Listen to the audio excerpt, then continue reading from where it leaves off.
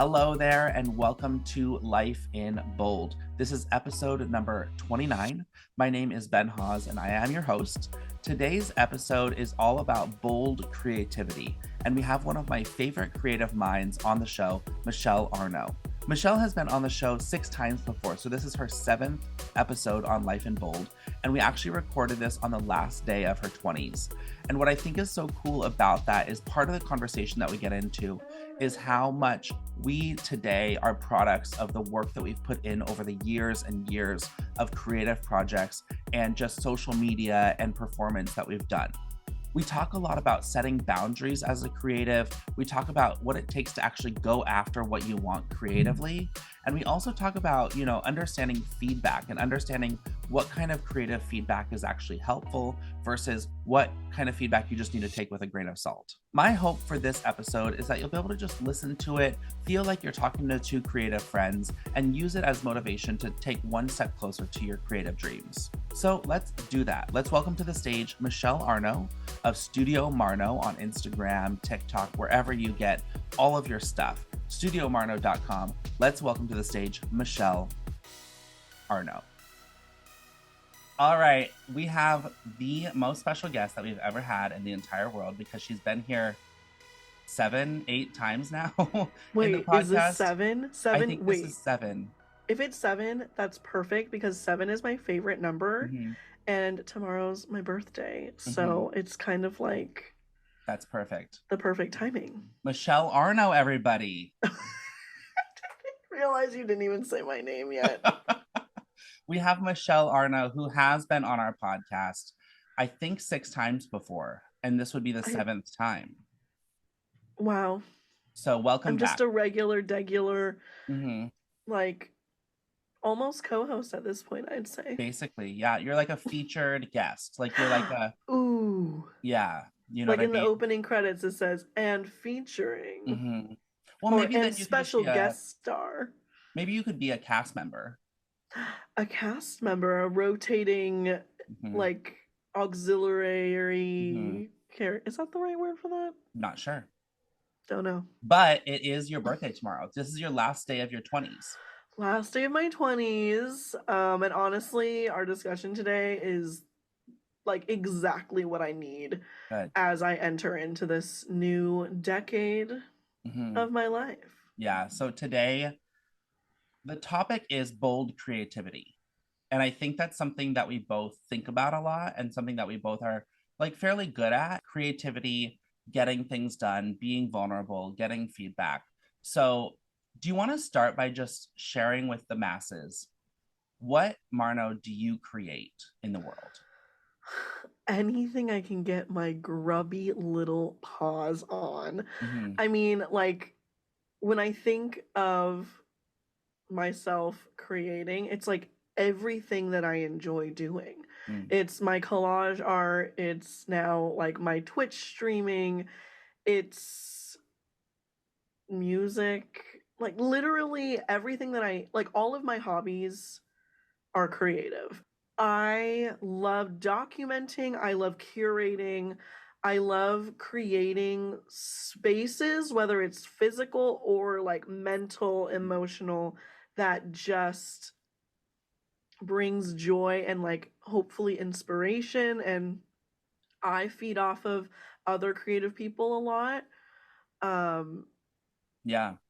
What I like about what you create is like, it's a lot of like real stuff, like on paper, and it's a lot on social media. Like, I feel like for me, most of what I create is online through making funny videos or, making social media content. But something actually, as I said that, I'm actually wrong because I do real stand-up comedy. Oh my God. And you like sing and perform. And yeah, like that's what's more real than performing in real life.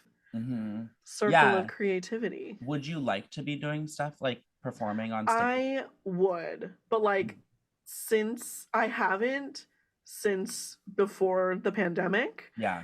And like also was not really doing it later in my like nannying career because I didn't have time for classes, and like classes were really pushing me to perform. And I also I did a sketch show that was like outside of taking classes as well, like Mhm. before I started nannying and my schedule got kind of impossible to attend classes Mhm. or rehearsals. Yeah, I think about finding time for creativity a lot because I'm someone, just in my life, I don't have kids, I don't have a wife, I don't have a husband, I don't have pets. I don't have like responsibilities in that way that a lot of other maybe 30-year-olds have. And Hmm. I actually do find a lot of time to be creative. And sometimes I need to find even more balance and pull back a little bit. But I'm curious your thoughts and approach to finding time for creativity. Currently, right now, it's pretty easy because I have a part-time job. So any time that's not dedicated to that is Hmm. potential creative time, Hmm. which I'm always really grateful for when I have these like kind of downward hour. I don't, what am I trying to say? When I'm like, Downtime. yeah, when I have a lot of downtime, Hmm. when my work hours decrease, my creative hours increase because that's just how math works. But I will say, when I've had more hours that I can't Hmm. dedicate to creative time, it's super hard because not only do you have less time, you also have less energy. And so, yeah, carving out time has always been something that I've struggled with, like as I've been in like a profession or like the Yeah. professional stage of my life. Um, I mean, back to when I was a nanny, I was actually really, really grateful. The person who really got me into collage art, which is one of the most accessible and cheap, like can do anywhere essentially types of art, Hmm. was my coworker, another nanny. We pushed each other for like at the end of the week, at the very least, we'd be like, it's our tradition, let's collage. So even within the work week, because we Yeah. worked for 7 days, then of course when I had 7 days off, that was all my time to be creative. But even just taking a moment in the work week, a little break, the energy that I get from creating and especially creating with other people, you just like you can't duplicate that in any Yeah. way, you know? So, What you just said is like basically that while you were working as a nanny, you found a way to integrate it into your work kind of with your partner who mhm. would like to do it with you. So that's like one tip, one key major key Yeah. in today's episode is like weaving it into your life versus considering it to be something that's totally separate maybe. I mean, in that stage of my life, absolutely. Then I Yeah. will say, like, in the past year when I was super busy and using a lot, honestly, using a lot of my creative energy on what my job was as Yeah. like a PR director, um, that was when I found it hard, I think more on the energy standpoint. So I would Yeah. be done with the day and didn't necessarily have the energy, even if I had time for my creative projects. And Mm. like for people that know me and know the content that I make, like a podcast I was doing stopped and I wasn't making a lot of collage art. And that's why I think, too, like it is so important for me, and I know a lot of people, to have that creative time, but also to not be so hard on yourself when it's like if you literally don't have the energy, there are times when it's good to push Yeah. because like you'll feel better, it'll be a release, it'll be like therapy, or it'll be the spark that then keeps you going and creating, but also to be super mindful that when you don't have energy and there's no way that there's gonna be a spark that lights, you're just fucking like out, Hmm. just rest. Because something that I have been on a journey of learning is downtime and doing nothing and letting things inspire you from the outside coming in is super necessary to then output your own art. That's something that I want to talk about too is like because we are on Life in Bold. We have to talk about authenticity. We have to talk about boldness. And I'm curious your thoughts on just putting stuff out there. Like, how do you just decide to put something out there, maybe without the fear of judgment, maybe without the fear of failure? How do you do That's, of course, also been a journey of mine. And it literally, just like with finding time, like somehow in my life, like it has ebbed and flowed a lot. Mhm. Like there's been periods of my life where I'm like, I'm just gonna make things and put it out there. And there's been other times where I'm like, no, I want it to be like perfect and it's gonna have to be like so much time and thought and whatever. I'm currently in a phase of like, fuck it. I Yeah. am turning 30. I am a grown ass woman. Hmm. If I want to sing a song and record it and put it on the internet, I kind of don't care. Like I Hmm. just want to do things that make me happy. And if I think it sounds good or I'm like, I don't know, I just like want to share what I'm doing, Yeah. then that's my prerogative and people that think it's cool are going to think it's cool and those are the people that I just love and appreciate so much, and the people that don't like it, it's like, well, please, like, don't waste your time here because Yeah. I only want good energy. Hmm. Specifically this week, as you know, like I have had such a fucking attitude with Hmm. like posting music specifically. Um, I have reached this like point in my brain where I'm like, I'm just gonna record it and like not even edit it and just put it on the internet and just see what happens because the more I put out there, the more chances that someone is gonna see it and like it's the fucking Gaga. Yeah. There could be 99 people in the room or whatever the fucking thing is. Yeah. It's like it takes one person that has the power and money Hmm. and like social Influence. business network Hmm. influence to make me a star, but like not make, but like I know what kind you're of, saying. yeah. Like Yeah. I have, I think one of the things that I struggle with a lot, and this ties into like putting things out there as well, is I don't have a niche.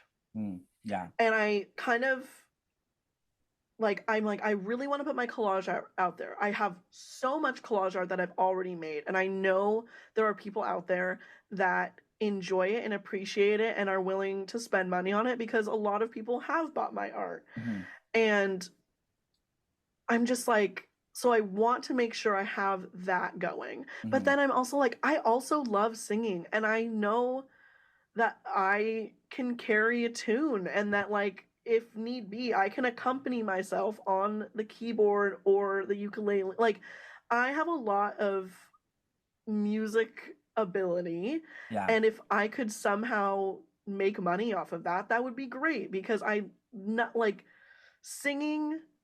I will never get tired of singing. Yeah. People may get tired of me singing, but I love to sing. Like the physical feeling of singing Yeah. does something to my brain. And so I'm like, why not share it? And if someone likes it, cool. Yeah.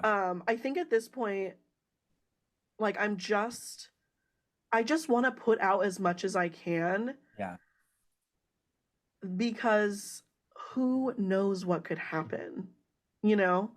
So it's kind of like last time I was here, we were talking about when I was setting up my Twitch, like everything I need to have in order for potential like benefits to come, like Yeah. making sure people know like where to buy my art and where to find me everywhere online and how to do this and that. And since I was last on, I have reached affiliate on Yeah. Twitch, which means I Which, can make money from ads and people can subscribe. Like it is beyond words how much I appreciate that because even if it's just a couple dollars, like it just that's a couple dollars that yeah. I could maybe invest into like upgrading something of mine for to put back into my art. You know what I Yeah. mean? Like all Yeah. that to say, like I just want as much out there as possible. So someone that likes one of my niches of content and art that I make will Hmm. see it and maybe pay me to make like an album for cover for their band, or Yeah. or a cover, like cover in two ways, the collage art or a cover Hmm. song. Like, I don't know, just Yeah. I like to do a lot of things.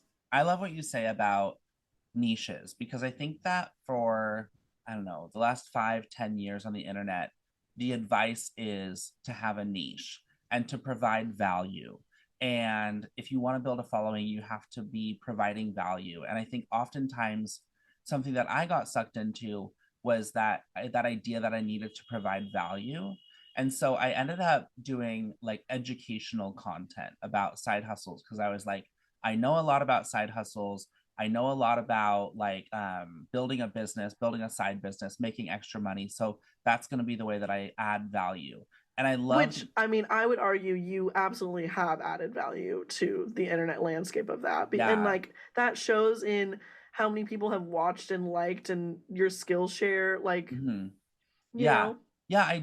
It wasn't authentic to me. I think it was authentic, Well, but you successfully have run side hustle, like yeah, multiple side hustles. So it totally, yeah, like, you are an expert yeah, in that.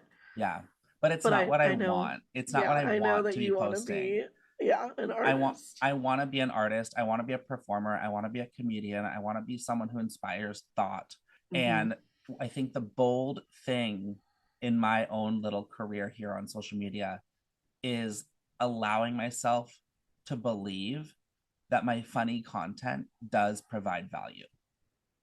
Yeah. It's not about like those metrics, it's about, it's for me at least, it's about the impact. Like it's about, yeah, I want more followers because I want to impact more people.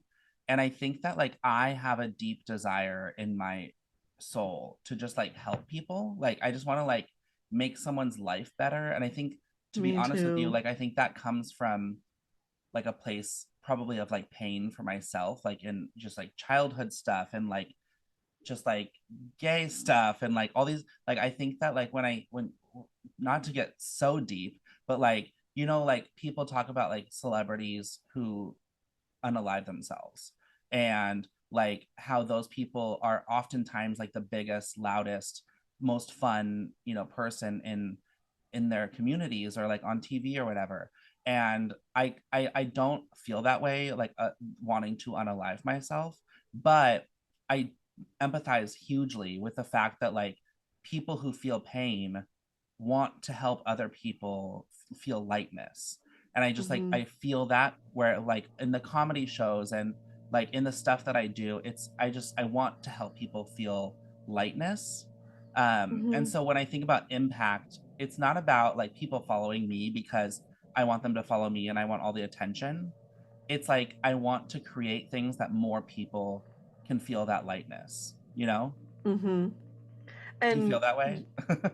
I totally do. And like knowing that there are people out there Yeah. that will benefit, like, even if it's just bringing a smile to their face for seeing something that either of us post. And so the importance of broadening our audience, Yeah. it's, of course the benefits are going to come if you have a bigger audience, like you can dedicate more time to your art if you're making money from it or things like that. But also, just if you're casting a huge net, Mm-hmm. there are more chances that it's going to reach someone that will impact them in a positive way. Yeah. And if your net is small, it's math. Yeah. Like, chances are there's going to be less people. Yeah.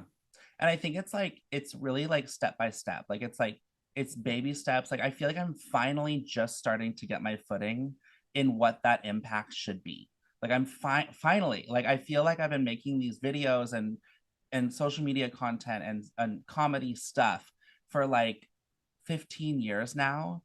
And like I am finally feeling like, okay, so it's this, it's this, it's this, it's this, and it's that. And back to your whole thing about like not having a niche, like I think it's totally cool to have like 10 things you talk about. And to be honest with you, those are my favorite entertainers. Like when you think of famous people, like who entertain, like I love people who have like multiple interests, multiple things they can talk about. So I actually like Hmm. hugely disagree with the advice to have a niche and like to stick to Yeah. one thing, Hmm. because I think your niche can be being yourself. People actually want to see more into who you are as a person and what you're aspiring to do, what you're doing. Um, 100%. I mean, I started writing in like the bios of all of my social media enthusiast.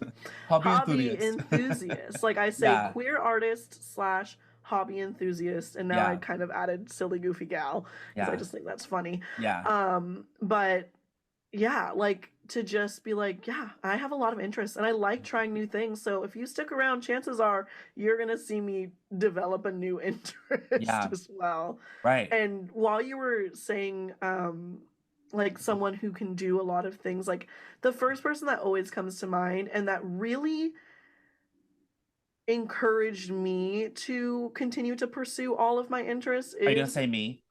well, of course you, but I'm someone just who like kidding. has an empire, and we fucking talk about her all the time when I come on the pod, Trixie fucking Mattel. Yeah, Like yeah, seeing her truly take over the universe with mhm, everything that, and like her things are so specific too. Like yeah, she's not just a musician, she's like kind of a country, plays the fucking yeah, harp, yeah, like I mean, she does pop music too, but I mhm, don't know, like such specific avenues, and there are people that love it. yeah. And I think And this is also what, so you and I have had like a long standing conversation about like whether or not I like drag. And it's been interesting because honestly, to be honest with you, I think I did feel a resistance in my earlier 20s to liking drag because I just never came across it in a way that felt like authentic to me.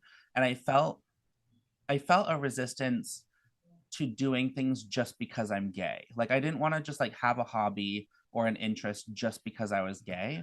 I which think fair, but also internalized homophobia. that's what I was about to say. That's what I was about to say is like I had trouble embracing my own gayness, and I think I had trouble like liking something because I didn't want to be put in a box, or I didn't want to be people to assume things about me. And now I'm finding ways where I absolutely love drag, and I'm seeing it as something that's like extremely creative, extremely like exactly my interests.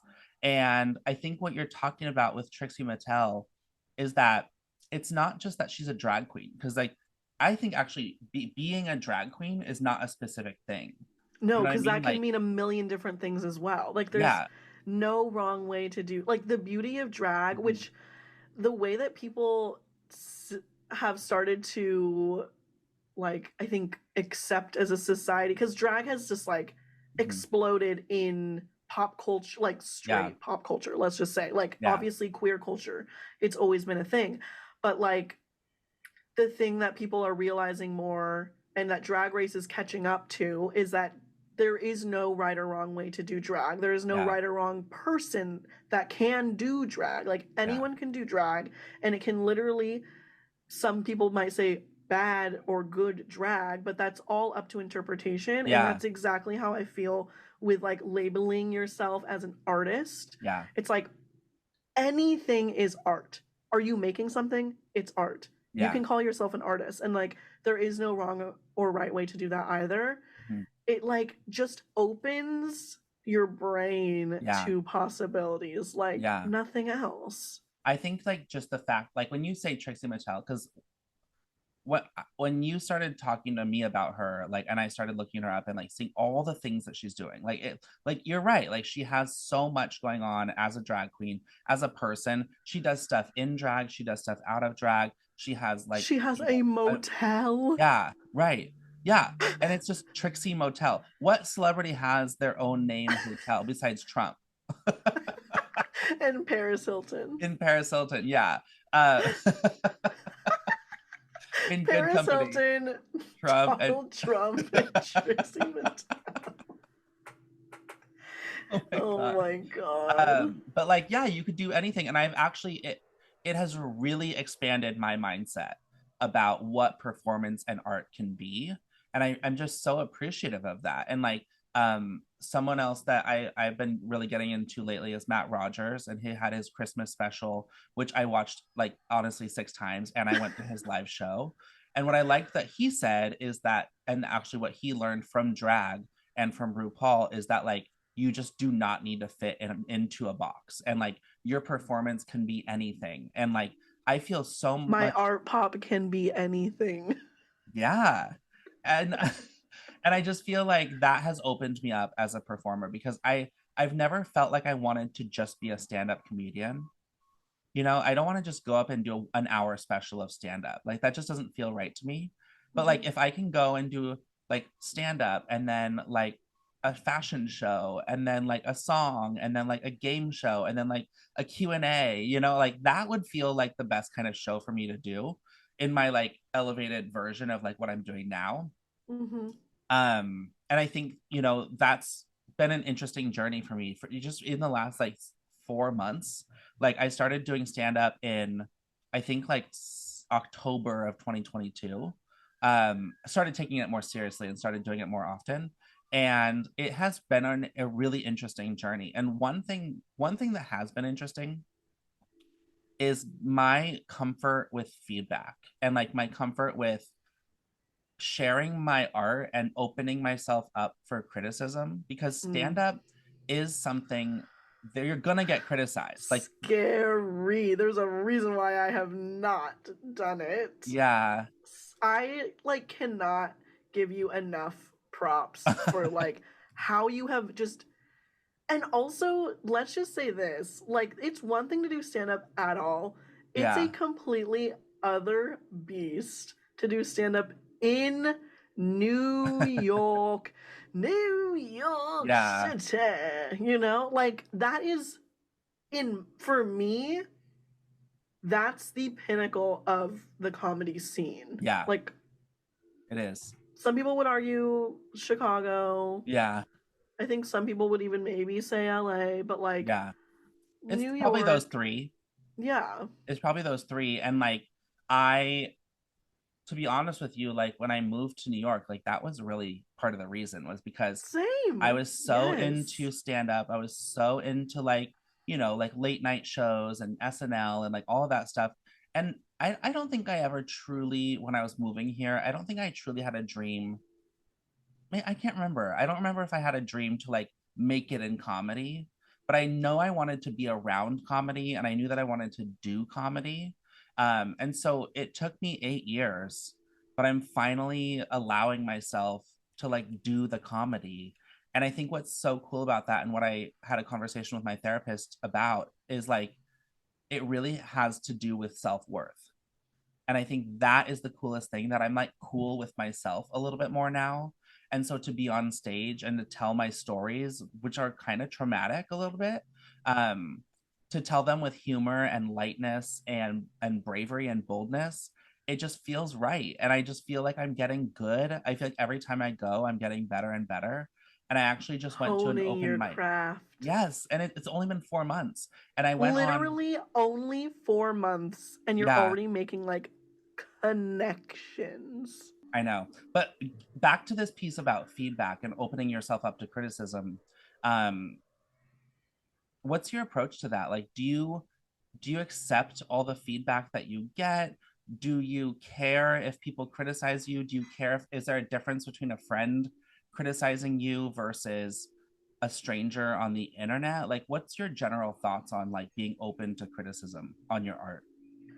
Um, I mean, I think out of necessity, I'm just like okay with getting any criticism. Yeah. I honestly, and I need to take more notes from you and actually listen to your advice, but like before putting stuff out there that like took more time, and it's not just me like uploading something immediately, like Yeah. to send it around and get Mm, constructive feedback or whatever, yeah. like I need to do, like honestly it's usually just out of laziness, like I'm like Yeah. I'm just gonna post it.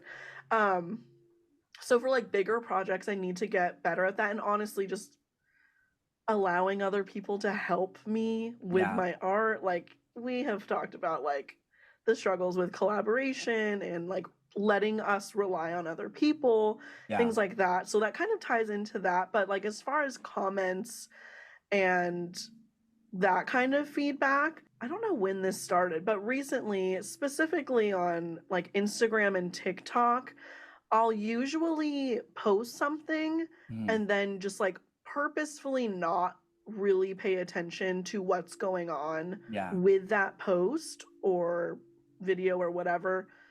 Like, even for maybe like a few days, or Mhm. like if I forget about it, honestly, it could go even longer.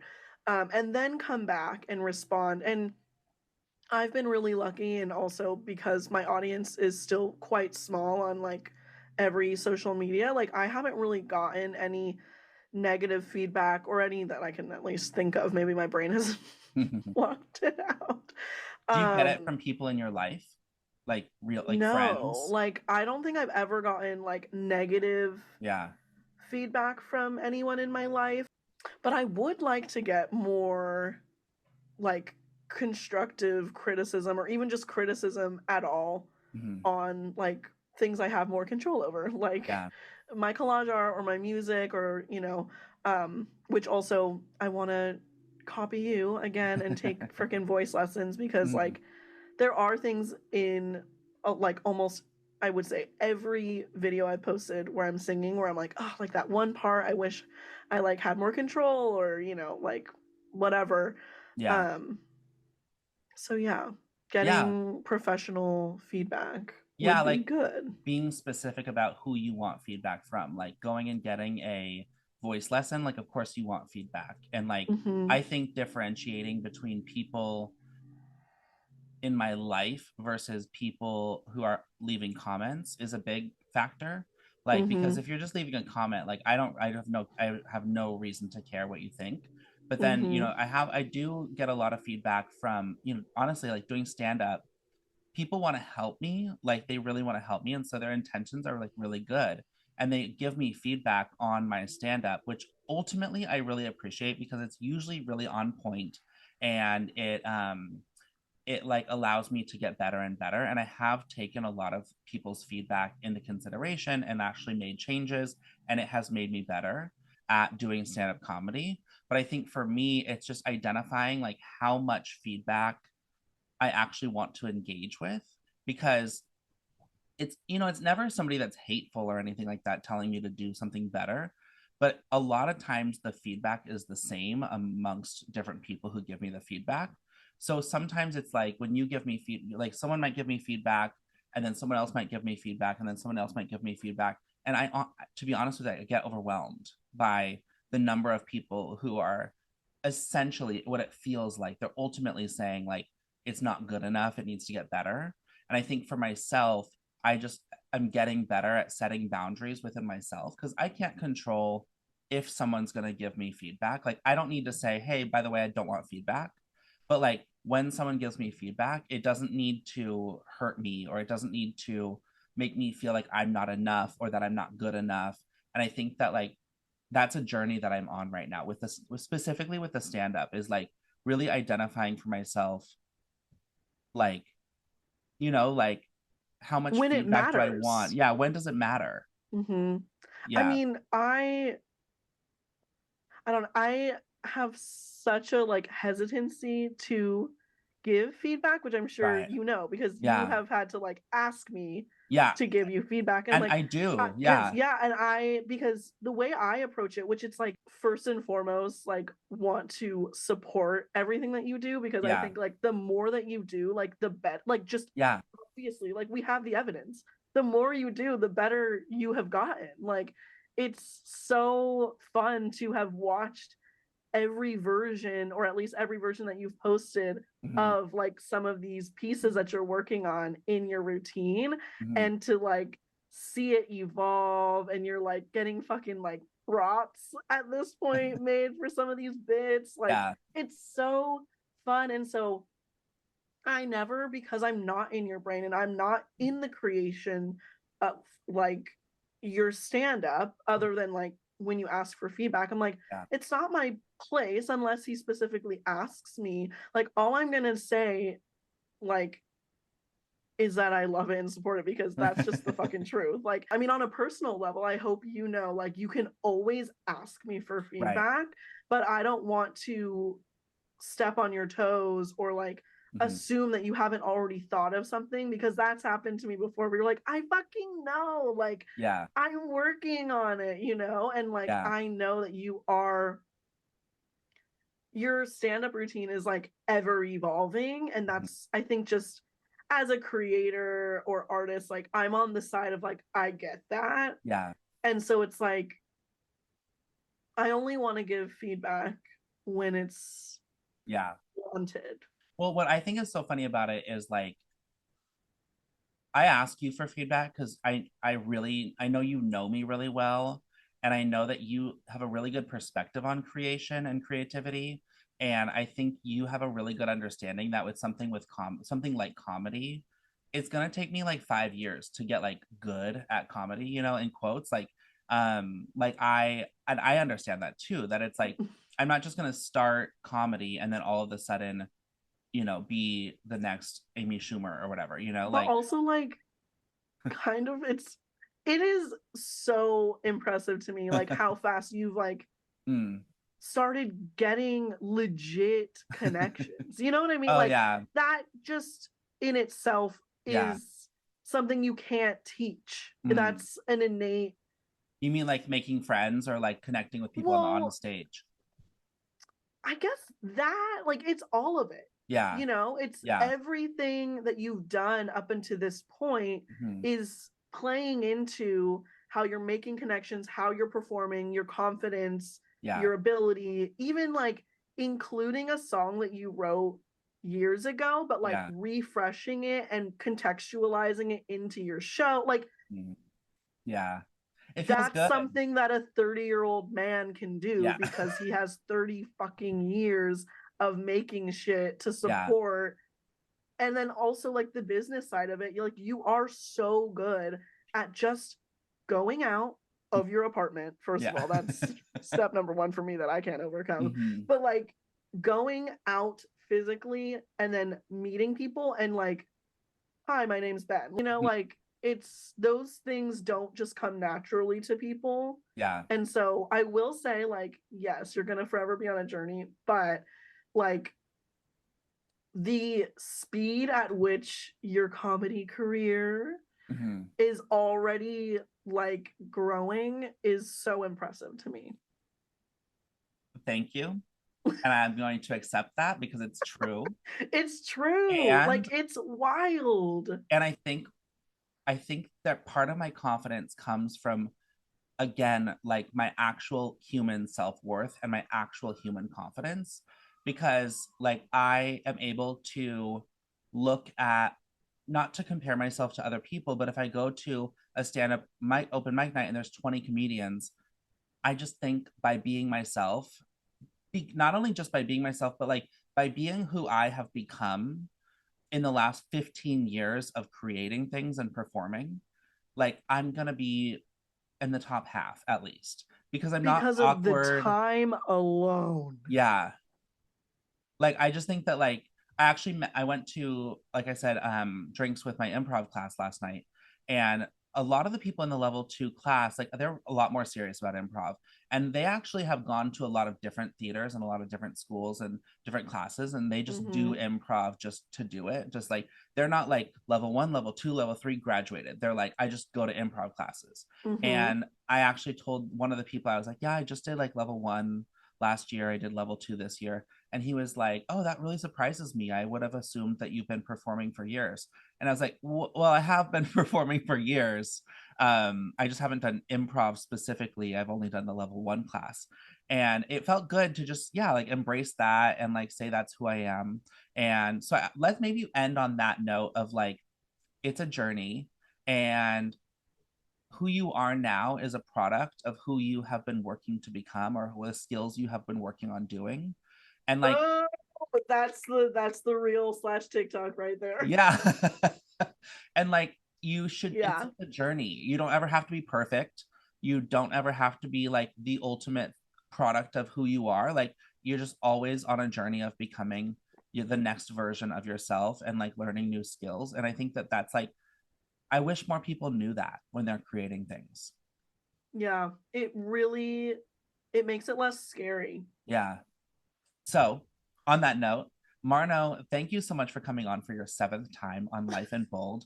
Thank you I for know you having have, me on 7 times. and we're only on this is episode 29. So next episode will be our episode 30. Maybe we'll do I some wish this was celebration. episode 30 for my 30th birthday. Oh, maybe come back next week. Okay. For my 8th time. Yeah, right. Where can people find you? How can they support you? You can find and support me everywhere on the internet at Studio Marno. That's Instagram, TikTok, Twitter, YouTube, Twitch, Pinterest, even studiomarno.com. That's right, she's got that .com, baby. You can buy my art at studiomarno.com. But honestly, if you want to support me monetarily, go on over to Twitch and just subscribe for, what is it, a month? I have no idea. I don't know either. I just did the default setting that Twitch I think it was like $5 maybe or something like $5. that. $5. Yeah. Or Patreon. I always forget about Patreon. Ben and my Nana are my patrons on Patreon. But if you'd like to get a postcard and or sticker every month, then go there.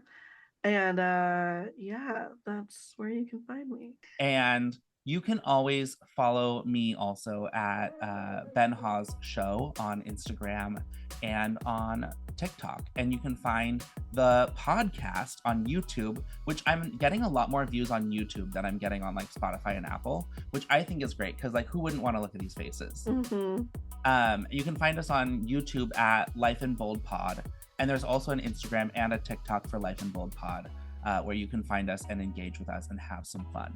And so anyway, everybody out there, I hope you're taking our talk today and thinking about how you can live more boldly through your creativity, because that's really my dream for all of you creative. That's all of you creatives out there, is to do it without the fear of judgment, to be able to go after what you want to achieve creatively.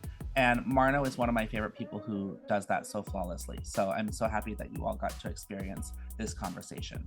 And I hope. Wait, can I say one thing to the listeners? Sure can. Not only are there like for sure people out there, but like these two people that are talking to the camera right now, like would love to support you. So like if you are an artist, creator, whatever you're doing out there and you're listening to this, watching this, like reach out to us specifically, because like I love following creatives.